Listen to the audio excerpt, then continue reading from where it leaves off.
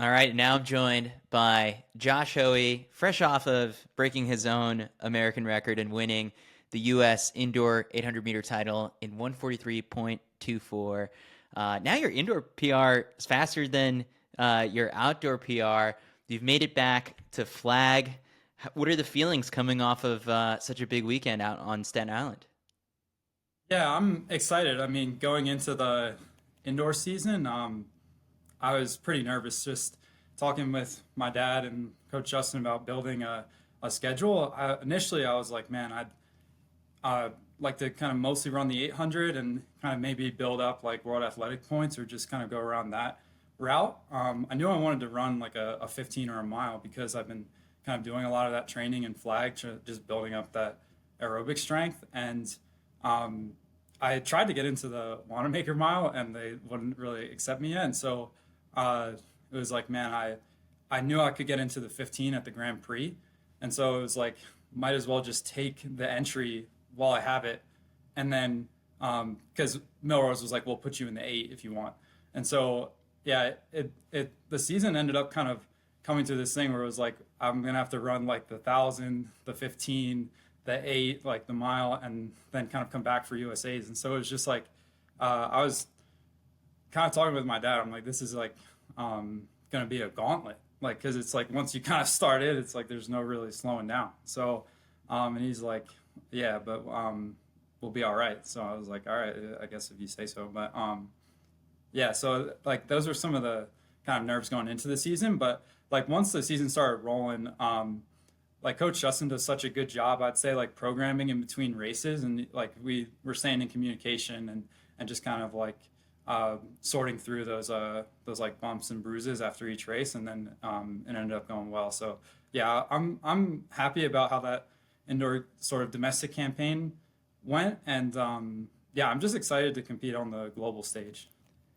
I feel like it was even in Boston when you came through the mix zone, and at that point, like you'd been running, you had a great fall of training, you ran that 1K, and you had this identity crisis of sorts where it was like, yeah, you just won the 1500, but everyone kind of remembers what you did last summer in the 800, and you were still kind of coming to terms with like, what am I? Am I a 1500 runner, an 800 runner?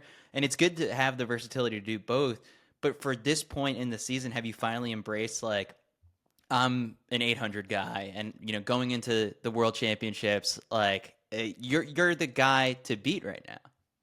Yeah, I would say I definitely haven't come to terms that I'm an 800 guy. So like, I was telling the track and field news guys, like when I was in high school, like I thought of myself as a traditional miler, and so I like my first 2 years of high school, I was mostly training with my older brother, and like he was like the guy I was chasing, like he's was like my idol, and so like um, yeah, so like it wasn't until my junior year where I kind of went through a little bit of a growth spurt really, and suffered a little bit in the cross country season, and just decided to try and do like a bit more speed work. And I did the 800 and kind of got like stuck in this vortex of running 800s that I still haven't gotten out of. So like I would like to continue running the 15 and the mile, but I'm definitely in a little bit better 800 shape.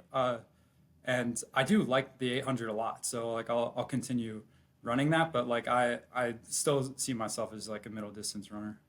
Obviously, Millrose ended up working out for you, where you won against Bryce, and you broke the American record there. But if you would have got your way and got into that Wanamaker mile, how do you think you would have approached that race, knowing that it was a world record attempt? The Pacers were set for it. Yara was probably going to go to the front. You can take a lot of confidence, I guess, from being up with those guys based off of the fact that Fifth Ave, I think people kind of overlook that you're right behind Josh. And if Josh didn't get sick and would have been in this race, he would have been up there in the front. Could we have just sort of envisioned at that point, just sort of like a straight line where it would have been Yara, Josh, you, Hobbs, or some combination of that sorts? Is that how you would have played that race? Yeah, definitely. I mean, I would have kind of drawn on that Fifth Ave experience, like you were saying, of just kind of like slotting in and kind of going through, for me, like a time trial. But I think it ended up working out for the best, like being able to work on my racing tactics and kind of go up against Bryce. So yeah, I don't have any regrets about it, and hopefully, maybe next year, like I'll be able to run a hot mile, or at least maybe later this year as well. But yeah, so I haven't given up on that goal. At least is what I'm trying to say. Like I think I can run well in a 15, and so yeah, I'm excited to try that at some point. You touched on some of, I guess, like your upbringing in high school, and I want to get into that. But I guess like before that, you're back in flag, full back to training. I guess like when did sort of the preparation for World Indoors begin? I think right before we started recording, you're like, I actually got a funny story about this. Yeah, so I got into flag last night pretty much after just a long travel day, like delayed planes and just a lot of minutia. But yeah, so like the goal was to just kind of do a threshold today, just to get reacclimated to the altitude, because I really only have like 2 quality weeks of training before I gotta like then get ready for uh, World. So it's like you gotta make the most of it, especially coming to altitude, basically reacclimate as much as possible. And so yeah, I finished up my like AM lactate run, and my older brother was getting on the treadmill, so I had to go outside. And I was jogging down the street in the neighborhood here in Flag, and I look up and there's someone running towards me, and I'm like, wow, that's kind of strange. Like I've been running here for like months and I haven't seen anyone. And I'm like, dude, my runner's eye was like, that guy's got a good stride. And he gets a little bit closer. I'm like, that's Grant Fisher. And so, yeah, so yeah, I just ran over to him. I was like, hey, man. And so I was like, oh, what are you doing here? And so it turns out we're neighbors here in Oh, Flag. really? Yeah, it's kind of funny. And he's like, yeah, I'm just cooling down. I was like, oh, yes, so am I. What were you doing? He's like, a lactate run on the treadmill. I was like, oh, so am I. He's like, how far are you going? 2 miles. So am I. So it's like, I walked away from that being like, I must be doing something right. Like if all that same program is correct. But yeah, it was just kind of funny. That's great. What is sort of your split right now, I guess, between spending time in flag? I know, I guess you in the past spent time in PA. Your coach is all the way out in Australia, but where's kind of like, home base for you right now? Yeah, I'd say we're splitting time between kind of where I grew up outside of Philadelphia and here in Flagstaff. And so the goal is kind of just to, for the outdoor season, be mostly based out of Flag and kind of do like a split camp where like you like go race and then come back. And um, yeah, so I'll probably go home at some point in the summer, I would think. But like for most of the next couple of months, like the goal is to just continue to build up the altitude resistance for what worked with us last fall. Obviously, when you look at just sort of like everyone who made teams in the last couple of years, like there's a heavy emphasis on people based at altitude. When did you kind of realize that you were a really good responder to altitude? And like, is it a big difference?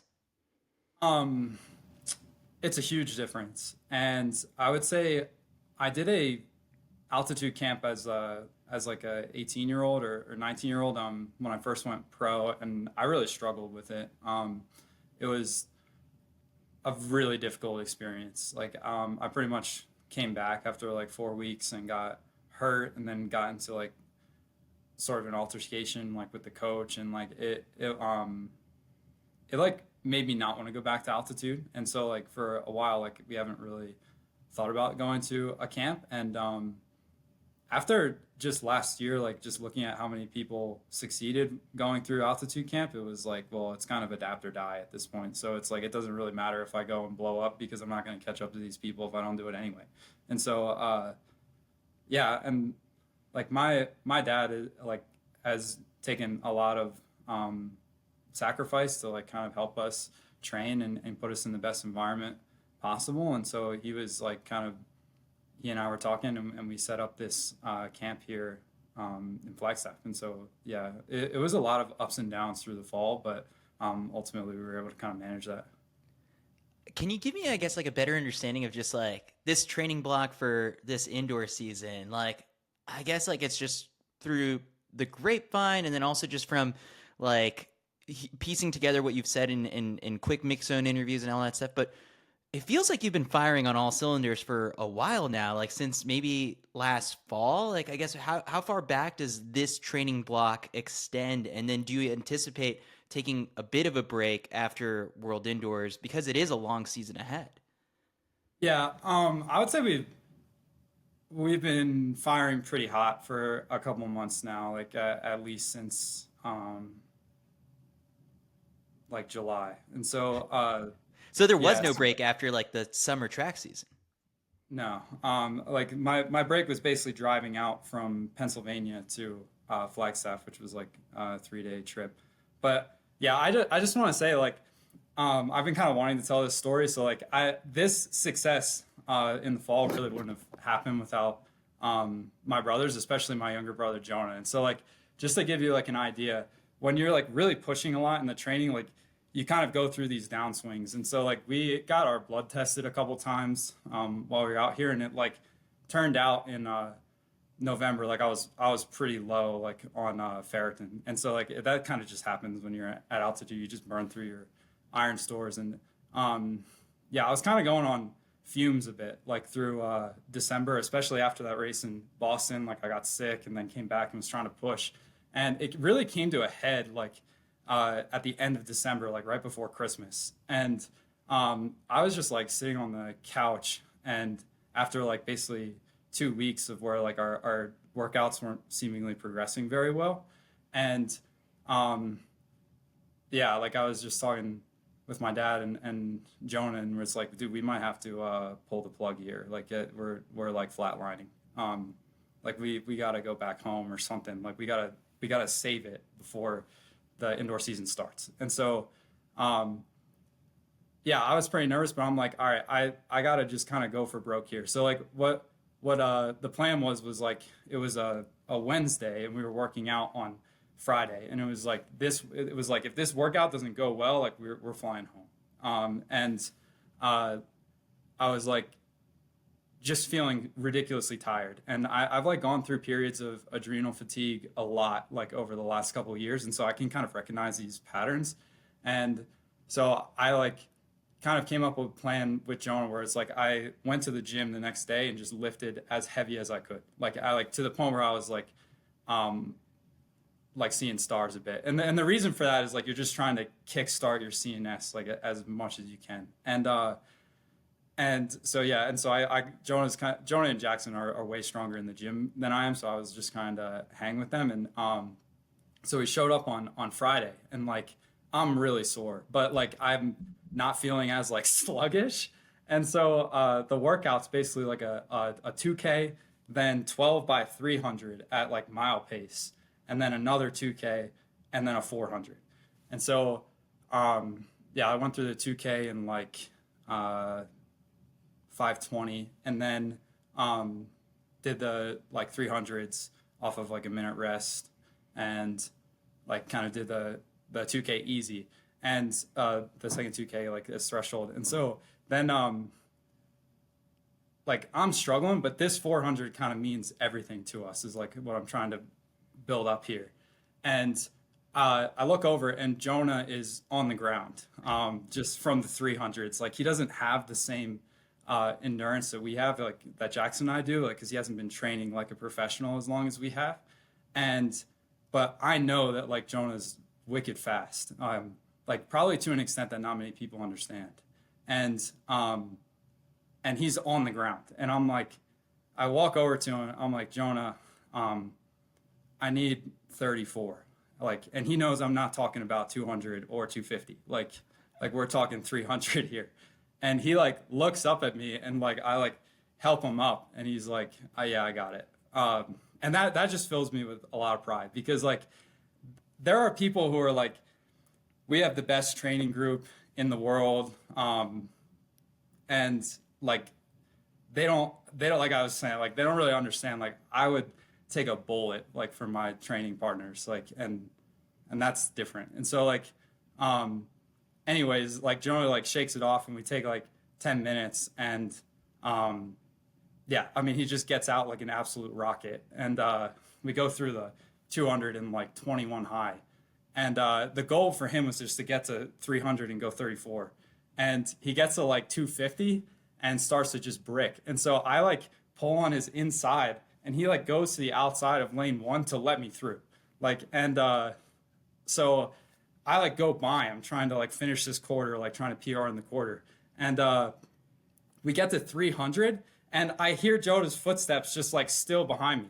So he ends up blowing through the 300 line, and I know that he's going for 400. And as soon as I do that, I'm like, dude, I can't leave anything left here. Like I gotta run away from him. Like I can't let him get close to me here. And so like, yeah, I mean, I just like gunned it from there. And yeah, I mean, I like significantly PR'd in the quarter. I ran like 46.7, and Jonah ran like 47.5, and like Jackson ran like 47.6. So it was just like, and at the end of like everything that was happening, and like with the pressure of this being basically like make or break workout, it was like, I tell this story because it's like the success of this indoor season wouldn't have happened without Jonah. Like, and then he came back and rabbited me through some of those races, and so yeah, I mean, I was just really proud to see him like compete as well as he did at USA's, and I'm excited for both Jonah and Jackson. And I'm not trying to belittle Jackson; he was super helpful this fall as well. But yeah, so That's a really cool story to hear. And of course, I guess like part of doing this is I feel like when you come off the track post race and you talk to the media, it's like we get you in like 2 to 3 minute increments, and there's not enough time really. And you're just, you've gotten lactic. There's so much emotion and things happening that there isn't enough time to really kind of explain things at length. And so I appreciate you, sharing that. So then from there, how does the conversation go with your whole team of sorts to be like, all right, like that was a success, so now what? We had this backup plan, but we don't have to touch it. yeah, I mean, then we just keep rolling. Yeah. And so at what point did you like it even feels like you said how there are other teams and training groups and all that stuff where, for example, like Josh Kerr has the likes and the talent of a Brandon Miller to pull him through, a workout. And that's riches, right? For some people. And like, you're going to hit a point at some point where you're taking it to these places and you don't necessarily have the most talented pieces around you to, go that extra rep or hit a specific split. So how do you kind of piece it together with your training group to be able to, put workouts together that are getting you to this level of, American records and stuff? Um, I'd say like I obviously have been in a close relationship with my brothers for my whole life, and so like we kind of know each other really well, and so like we're able to kind of communicate before the workout like what each person can do to optimize their training, and we have a lot of trial and error as well. Um, but to answer the second part of your question, like like my like Jackson and John are really talented. Like and I don't think there was anyone else in the country like that I would have asked to like run 34 while they were lying on the ground. Like, and so um yeah, like I yeah, That speaks volumes about him. definitely, yeah. So I guess I'm just saying like I just because we train alone doesn't mean we're training suboptimally or Yeah, yeah, yeah. The other part to things that I've found really interesting is that you've also said like there's, the mental side of the sport that took a while for you to really unlock and get, things in order to have this success. And so what have been sort of the changes made over the last couple of years for you to get to this point where like, yeah, you're showing up to these races now confident and able to perform, where maybe that wasn't the case straight out of high school or in your first couple of years as a professional? yeah, I would say like at the after the 2023 outdoor track season where I didn't really race much, like I was like pretty down low. Like I was pretty convinced like maybe I'll train myself for a little bit and then like this is probably it for me. Like and I would say like my mom and dad specifically like just never gave up faith like in our talent, like all three of us. And like I've hinted at earlier, like they've sacrificed a lot like to just continue to support us. And so like I would say like that support system helped me to continue training. Like and um, answering the second part of your question, like I have the two mottos that I like to tell people are run with confidence and never give up. And the reason that like those mean so much to me as well is because like I say never give up because like I was at the point of giving up. Like before finally kind of reaching a breakthrough. And I say run with confidence because like I've had a lot of bad experiences with races where like I felt like there was a lot of pressure with me to run well, and I would go and give it my all, and like come up short like significantly. And so like I say run with confidence because it's like I run now trying to overcome those feelings, and it's like it's not that I'm not fearful. Like I am nervous, like I am fearful. It's like, and there are times where it's like it feels too much, like, and I like almost want to give up, but it's like it's pressing on in spite of that. So And I guess when you've gone through those first couple of years of professional, the other thing is like you cycled through a variety of different coaches, and like not to get into, you know, this one specifically or that one specifically, but what did you learn in that process about like what didn't work for you versus like eventually what works really well? And I guess like before you found Justin. yeah, I'd say like one of the biggest issues that we've struggled with coaching over the past years, other than like cycling through coaches, is periodization to a point. So like I've actually always been a decent distance runner, and so it's like there were times where I would like put together a lot of miles in the fall. Like I actually have done 100-mile weeks in the fall, and that didn't work out for me. But and I wouldn't recommend that for an 800 like focused person. But I'm just saying like I like can do that. Um, and like so I would kind of go through these times where it's like I would look really strong, and then like we would get to January or the indoor season, we'd be like, okay, we'll try and sharpen up for races, and like I would get really fast, but then I would kind of lose some of that strength, and then I would fade at the end of the race, and then it was like, okay, now we need to like kind of reinsert that aerobic training, and then I would get tired and like go through these like what feels like adrenal fatigue is what I was like hinting at earlier. And so like that is what I would say like the biggest repeated mistake that we made is like being unable to like kind of get strong and fast at the same time. And so like the biggest breakthrough I would say like for us putting it together is I think extremely highly of Justin's 800-meter training. I think that his knowledge of like speed endurance is like one of the best that I've come across. And him like telling me about it on our first initial phone call is really like what inspired me to be like, dude, actually, I think this could work. And the other thing is like, we like started doing lactic threshold, really inspired by like my dad's idea to help Jackson, like when he was struggling with the speed endurance stuff. And so I like watched Jackson do these like threshold 800s for about like 3 weeks, just like, dude, I have no idea what he's doing. And then all of a sudden he like started looking really good. And I was like, dude, all right, now I have to do this. I can't not be doing something that seems to be working. And yeah, so that's kind of when I like started doing that as well. And that ended up being the key of like for us of like how to support the aerobic side while also working on like speed endurance. Was there a point just kind of each time you switch coaches where you're just kind of like banging your head of being like, I mean, why isn't this working? It's like some of these coaches have, you know, successful athletes. Like, why wasn't it working for me? Like, what was the most frustrating part of that whole time?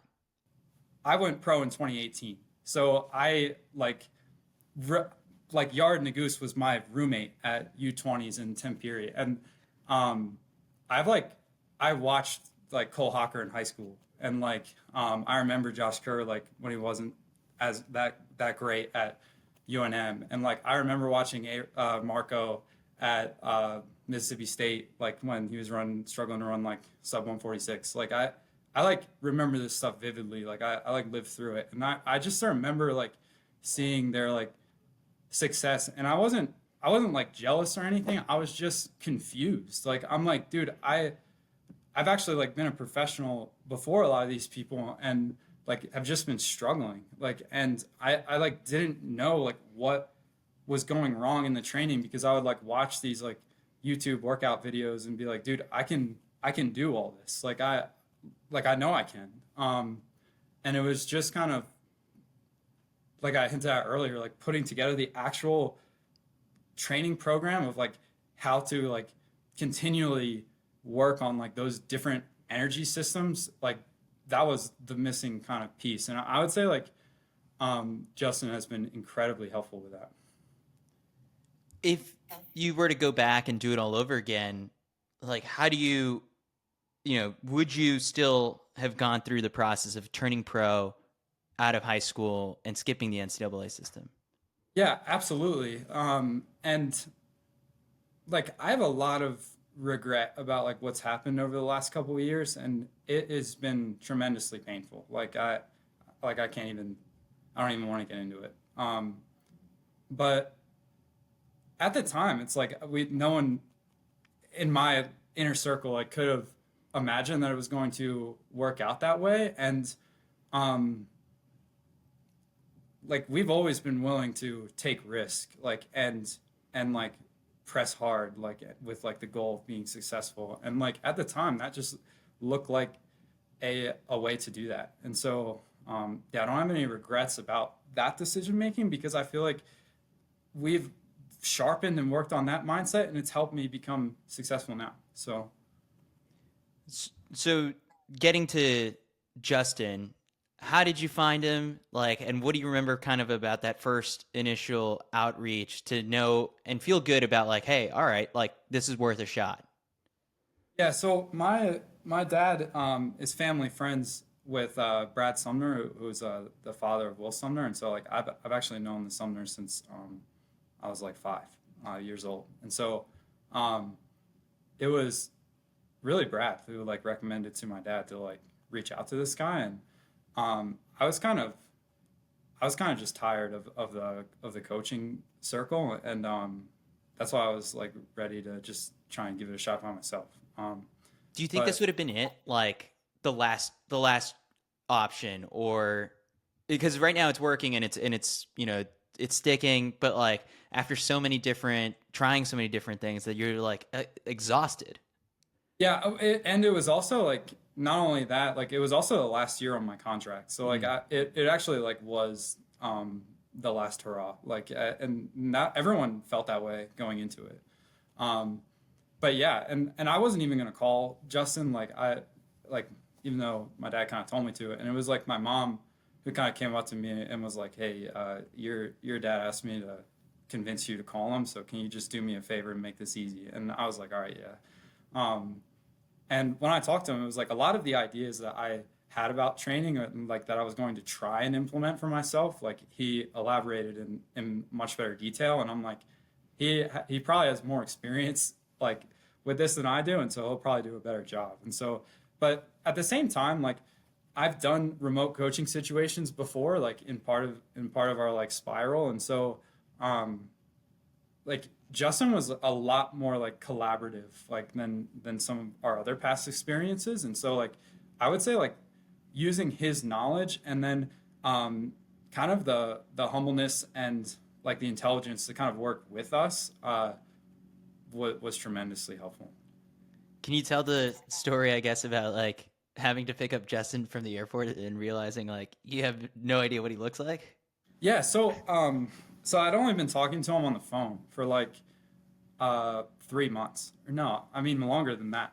And so I only knew him by his WhatsApp picture, and like I like never thought to like look him up on the internet or anything. Like I because I was just like we're at the time I was like we're just kind of like asking for his advice, and then like it's kind of our job to execute this plan.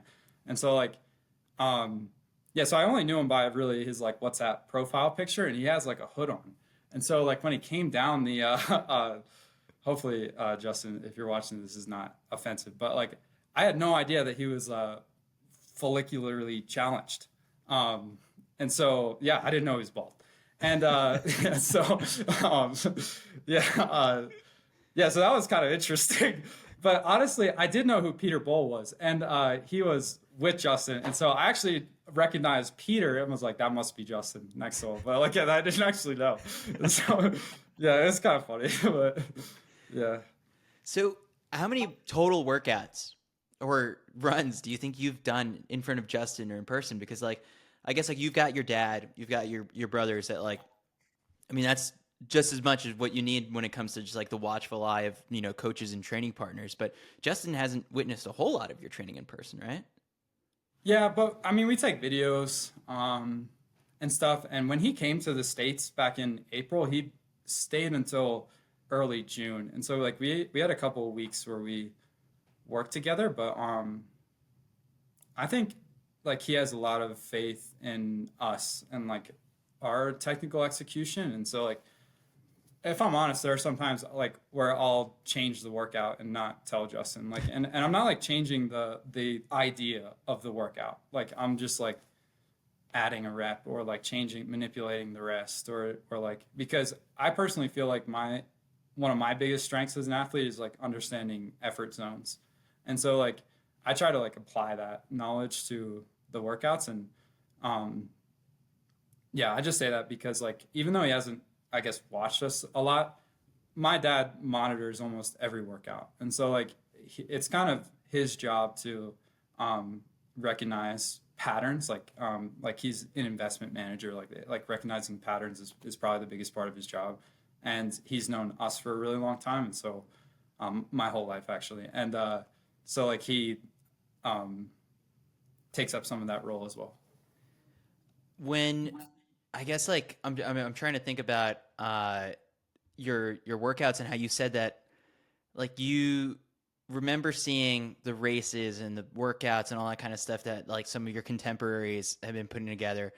Do you think the script is sort of flipped now? Where I mean, today running into Grant Fisher and like having training align is one thing, but from what you've put out there, and there's YouTube videos of how you guys have trained in the past. There's also a feeling among some professional runners like, I don't think I'd be able to do that much volume and that much intensity. So, how is it that you've kind of built up this engine and just sort of like the strength to be able to handle so much of it when you've got other people who've made Olympic teams and world teams thinking that like, man, I don't think I'd be able to train like Josh Hoey. Yeah, I don't really think about it honestly. Like I've heard a lot of like random running community drama and boasting over the years, and I've kind of gotten to the point where I just don't believe any of it. So like if someone tells me like, hey, like my PR is this, like if I haven't watched the YouTube video, I just don't believe it. So like um, I mean I've kind of become a little cynical and skeptical like from the last couple of years, but it's kind of because of that I don't really think about comparing myself to other people that much. I just kind of focus on what I know works like for me. One thing that works for you, and that is just like so funny because it gets brought up like on the broadcast, and of course just sort of in the way people watch replays, is your form, and just how your arms and all that kind of stuff like in the last closing stages of a race. It doesn't look as silky smooth as like a Grant Fisher, but how have you found that this works for you? And what has Justin Yeah. said? I guess like when he actually got to see it. Um, Part of this goes back like to early January of last year. So I'll kind of start there if it's all right. Yeah. So I've always had like pretty decent top end speed, like especially for a middle distance person. But I've like gone through periods where like I'll like be doing a 150 and I'll like get to the 100 feeling good and then like kind of fade at the last like 20 to 30% of like an all out sprint rep, and that's like 200s 300s, and that was happening to me a lot last year in the spring. And I'd say um like me kind of watching some of the other people, it's like, dude, I don't have the same hip stability. Like I'm not like driving power from the hips like nearly at the same level of like what you need to be globally or even nationally competitive like as a runner. And I think a lot of the reason for that is like back from when I did do like 100-mile weeks, like, and and like how I didn't have like the consistent training or like consistent weight training. And so like that was kind of coming back to bite me a lot. And so like uh, I was kind of fixated on like trying to uh, build that hip stability through different ways. And so like I did some like research and stuff, and like I kind of like tried to put together a gym program that I thought would work. And one of my friends, CJ Allen, helped me. He was like, dude, you cannot replicate the fatigue of an 800 in the gym. Like it's just it's a wild goose chase. Like so like he helped like design like a better program for that. And I also have a strength coach like that I've been working with, and he was my high school coach, Luke Coromines, who like was got had we had made a lot of progress like to that point, and it was just like this last kind of thing. And so like yeah, Lou and CJ kind of worked together a bit, and so like that has helped build power through the hips. The arm swing, I would say like is directly correlated to hip stability, and so like I think I still have a lot of work to do on that, but at the same time like I can't not race just because I'm not like perfect hip stability. Like and so like yeah, I've also like my arm swing was kind of wild in high school as well, and so like I understand I guess why like people mention it, but I don't really care. Do you think it makes you tougher to pass, like in a race? I'm not sure. I guess this is a question I'm more for not your sure. brothers, like trying to pass you on a rep or something like that. Um, all right. The other thing that you've kind of brought up is emotion, and you've described yourself like as a very emotional runner.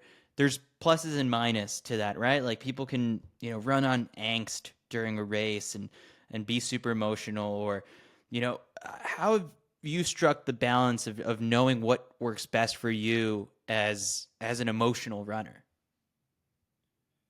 Yeah, I would say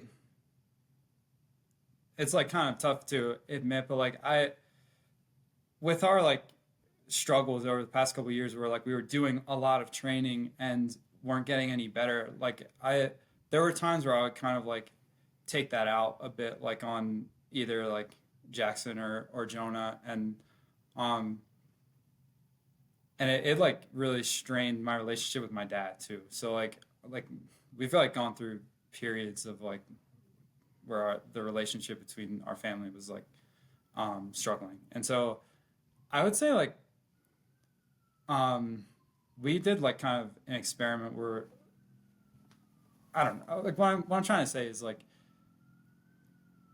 we're a very spiritual family, and um, so we've continued to go to church together and stuff. And like I'd say after like a lot of reflection and kind of like coming to the of like when we were finally home for a while, like in 2023, like it was just like like it kind of letting go where it was like it's not really my fault like for what's like been going wrong, and it's not really Jackson's fault or my dad's fault. And like I think that forgiveness like really um changed our relationship. And I would say like I kind of came to a point with my older brother where I was like, dude, I'm like really sorry for how I've treated you like at times, and I just don't ever want to go back like to that place. And like I've had to have a similar conversation with my dad, and so um, yeah, I'd say that's really changed like how I my emotions of like going through the workouts, like just kind of realizing how detrimental that was, and yeah. But I would say like now we still kind of like funnel a lot of that just energy into like kind of pushing hard like in reps where it's like I can ask Jonah when I know he's really tired to go through in 34, and like um and like all lead reps that I know that they need to try and hang on to me for. So Do things feel like they're in a happy place right now, and that this is like right now things are really good for you? I don't know. I mean, like I guess I wouldn't describe it exactly that way because like I guess the way that like I feel like interpreting the way that you're putting that, it's just like that we're kind of settled and like just happy about what's happened, but like I just we're all still in like feeling very motivated still. So like I think it's like more of a supportive like, and I've used this word a lot over the last couple of, but it's just been really validating. And so like it's not so much about like just being happy, but it's about like just the willingness and to like support each other and like continue to press. So Does any of that get interrupted? Just sort of like, and you addressed this, I think, very well in the mix zone when, it was, Robert Johnson from Let's Run who said, like what, like the people who say like all of this is, too good to be true. And you said, the people closest to me know, what's happened over the last couple of years and, the outside people in the noise doesn't bug you because at the end of the day, kind of what has led to this big breakthrough. And I think I also bring it back to the fact is like you're the high school national record holder in the 800. Like, of course, like over time you're going to develop, and it's not going to be linear and perfect. But you were a very talented runner in high school. That this does make sense. So, has you said it doesn't bother you? How have you done a good job of tuning out that noise when it can get loud sometimes? um yeah, I'm not exactly sure how to answer that just because like I don't necessarily feel like it's loud for me. Like I'd say like when I first went pro out of high school, like I sort of faced a lot of criticism, especially like when I wasn't really running well. And I'd say like that like hurt me more then, but like I'm kind of numb to it now. Yeah. So if we go into the actual ins and outs of your training under Justin, I kind of want to. So lactate testing still seems to be a very consistent part of it, right? And then double threshold, like how do you break it down? Sort of like what the course of a week looks like. I'd say like most of our workouts are kind of what Justin comes up with, like they're centered around like speed endurance, and then we kind of use lactic threshold to support the aerobic side. I see a lot of videos of you like on the treadmill. So that's mostly what's being done there. The threshold, yeah. Yeah. Bicarb, another element that sort of like has been very trendy over the last like year or so. Like, have you implemented that before races and in workouts? Yeah, so I first tried the bicarb like last spring. It was the LA Grand Prix, I think, and yeah, it's very interesting. I'm not sure what to say about it that hasn't already been said. So now Yeah, you've sorry. consistently implement. You do it before every race now. Pretty much, yeah. Yeah. I feel like at this point, like once people are like, yeah, no, if everyone else is doing it, I got to kind of just get on the even playing field there. Uh, in the grand scheme of things, a sports psych. Have you been working with one over the last couple of years? I have, yeah. And so I've actually talked to a couple different sports psychs. I probably talked to like four before kind of coming to someone that I've been working with a bit more consistently. And yeah. When we look back at last year, like I feel like we can go through like the course of the entire year, but there's one race in particular that I feel like went very underrated, and that was Belgium, July 13th. You ran 143 solo there. Next person in that race ran 145. At this point in kind of like in the season, so many people are running 141 that it kind of this one just kind of like slipped by. What did you take away from that race? Because I kind of look at that one as like, hey, like, was that a big breakthrough that led to a lot of the success for you now? I definitely think so. And it's kind of funny you mentioned that because like a lot of people I've seen on the internet were like, how did he just run 143 indoors? And I'm like, that wasn't a PR. And like at Millrose. And there's a lot of times where I've like kind of the goal was always to try and replicate my outdoor PR indoors. And so that yeah, that was a crazy trip as well. So like I basically was waiting to see if I could get into like a really premier race off my fourth place finish at USA's, and I was like waiting and waiting and waiting, and all of a sudden it just didn't happen.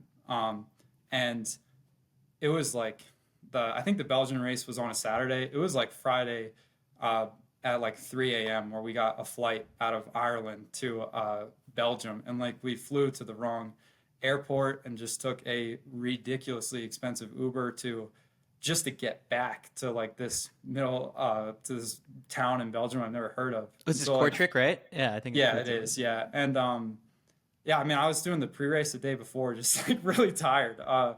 And I just remember like going into the next day.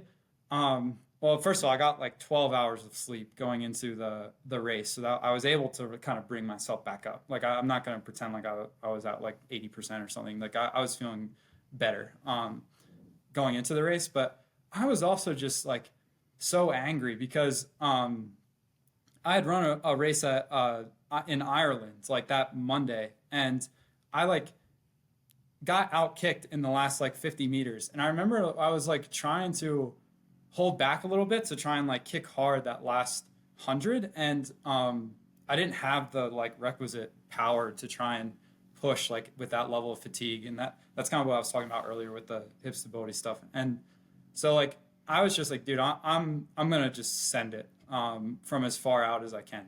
And and like part of that frustration too was like at the trials, like I got like lane one, and I like was trying to get out hard to not get crashed on, and I still went out in like 24 like 3 or something. I can't remember it, and still got crashed on. And like so um I like was like, I'm just gonna run an uninterrupted race. I know I'm not like 100%, but like I'm just gonna kick from 300 out. Like and I pretty much made it like 275 and like almost limped across the line, but like still got a PR. So um yeah, that was kind of a revelation. Like Justin actually came to that race too, so it was pretty funny. Like we were walking off the track just kind of laughing. But yeah, I definitely don't think I got everything out of my fitness last summer because like I talked a little bit about like how I got sick going into the trials, and like our prep kind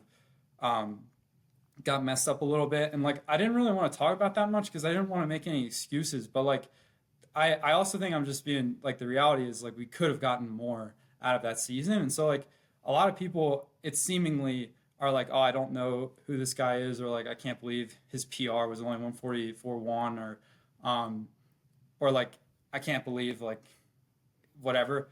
But the reality is like um I don't think we were getting the most out of our fitness like for those races, and everyone just assumes like that we're like burning super hot, or like that like we're like running 100% like all the time. And the reality is like getting in an optimal race makes a huge difference. So like yeah, that's just some part of what I would say. All right, so looking ahead now to World Indoors, what are sort of the hopes there? Obviously, try and come back with a medal. The United States has fared really well at World Indoors, particularly in the 800 over the last couple of years. But the level of competition, like I think Brandon might be like your biggest competitor, and you just raced him at USA Indoors, and it went super well for you. What are you hoping to get that will hopefully be valuable come outdoor season? I'd say the experience of running at an international meet, the travel, the 3 rounds, and yeah, just trying to run my absolute best in the final, considering all that. So yeah, Right now, I oh, go ahead. no, sorry, yeah. So one of the final question I've got for you is that like the goals that you have set for yourself right now, like for 2025, or even it may have been in 2024, I'm guessing that you've had these ideas and these specific goals, becoming a world champion, making teams, since you were in high school. How's it feel that now like you're as close as possible to achieving them and to checking those boxes? Yeah, I would say like back in high school there was kind of like it was almost like a mythos of like trying to participate at like that level. But I would say like now it's become so much more about just trying to like make the most out of this God-given gift. And so like I would say like the accolades are really affirming, and I keep going back to that word validating because I just it just seems to fit our mentality for it. But like yeah, I guess like I was really sort of wound up after Millrose. I was really excited, and I just like kept telling myself like you just gotta lock back in. Like you can't really afford to slow down here. So like yeah, I'd say like our whole team is just like just trying to get the most out of it. If it like does September feel or even August feel very far away going at this rate that you're going at now? Or I guess it goes back to just sort of like one of the first questions, just sort of like how do you keep this fire going without it burning out like too early? Because Yeah. for the people watching, like that's probably like and listening, that's maybe like the first level of thought that they've had is just watching all of this unfold. It's like hopefully he can keep this up through August. So I I would say first and foremost, I have a tremendous team around me. Like this is something that we've built for a really long time. And so I absolutely would not be able to kind of sustain this pace without that support. Um, I guess secondly is like like part of there are unknowns for us too. Like and um just kind of I guess putting faith or betting on our experience and um, managing the ups and downs. And yeah, And then I guess like one last thing is like you've done such a good job here of just kind of giving us so much context to the training, the rise in performance and all that kind of stuff. Is there anything else that's out there that you're like, you know what, like this is I feel misunderstood about XYZ, and I kind of want to just clear the air about this, like, or do you feel like you're just letting the performances speak for themselves now at this point?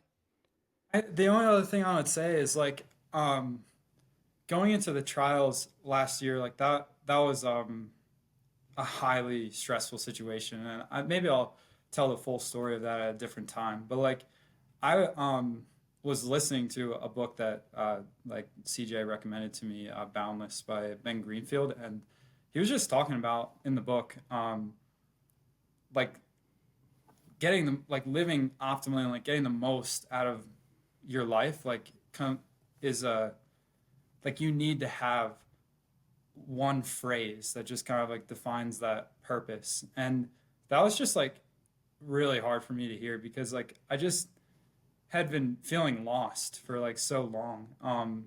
And yeah, so like I like for a while just couldn't imagine like what like a one phrase could like give me purpose or like define my purpose. And so like I kind of came to the realization like just praying about it like that like phrase just came to mind, and it was like to inspire other people to relentlessly pursue their God-given gifts. Like, and I just feel like that has kind of been some of what this like journey has been about is just the relentless pursuit of like excellence through this gift. And so I really have made that my mission this year, and I hope I can do that for people.